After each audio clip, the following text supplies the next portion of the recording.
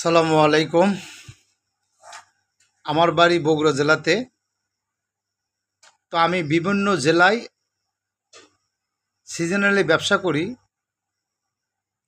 তো ব্যবসার জগতে যে হয়তো আমি বিএমপিকে মনে প্রাণে ভালোবাসি। আমি বিএমপির সাধারণ একটা কর্মী। বিএমপির ভালোর জন্যে আমি হয়তো কিছু কথা বলি আমার ইউটিউব চ্যানেলে।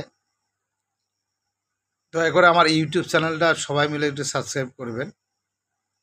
আজকে দেখেন রাজশাহী জেলাতে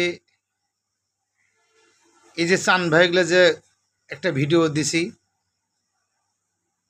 এই চান সাহেব ফ্যামিলিগত রাজনীতি করতেছে এবং এই চান সাহেব মনে করেন আওয়ামী লীগের পোলা বানলে সমস্ত মিটিং মিছিল করে। এতে আমাদের বিএমপির জন্য যে বড় ধরনের ক্ষতি, এটা কেন্দ্রীয় নেতারা এইচবির সাহেব কি করতেছে, এইচবির সাহেব কত টাকা খাচ্ছে, খায়া মনে করেন রাজশাহী জেলা কমিটি ভাঙতেছে না। কোন কারণে ভাঙতেছে না? যেরকম নাটোর জেলা কমিটি ভাঙ্গার পরে পুরো নাটোর ডিস্ট্রিক্টটা ঠান্ডা হয়ে আছে। এর জন্য আমরা কেন্দ্রীয় নেতাকে অসংখ্য অসংখ্য ধন্যবাদ জানাই। রাজশাহী জেলা কমিটি কেন ভাঙ্গা হচ্ছে না? কোন কারণে ভাঙ্গা হচ্ছে না? রাজশাহী জেলা কমিটি আজকে ভাঙ্গা দেবে, কালকে রাজশাহী জেলাতে দুর্নীতির সাথে যারা জড়িত আছে তারা কখনো আর মাথা ছাড়া দিয়ে উঠবে না। বিগত 16 বছরে যারা লেজু করে রাজনীতি করছে তারাই আজকে বিএনপির সাথে আসে রাজনীতি করতেছে। যারা বিএনপির তৃণমূল পর্যায় থেকে শুরু করে অনেক নেতা নির্যাতিত, তারা করুক আজকে কোনো মিটিং মিছিলে ডাকা হয় না, কোনো কমিটিতে নাই।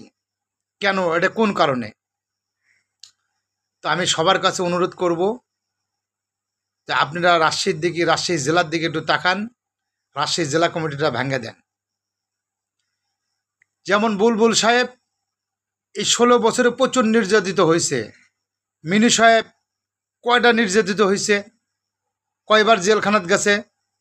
বুলবুল সাহেব যতবার জেলখানাত গেছে, মিনু সাহেব এতবার জেলখানাত যায়নি। তাই সবার কাছে আমার অনুরোধ, ভিডিওটা যান তারেকের কাছে, তারেক সাহেবের কাছে যান পৌঁছে, জিয়া রহমানের রক্তের কাছে যান ভিডিও পৌঁছে। ভিডিওটা বেশি বেশি শেয়ার করবেন, লাইক করবেন।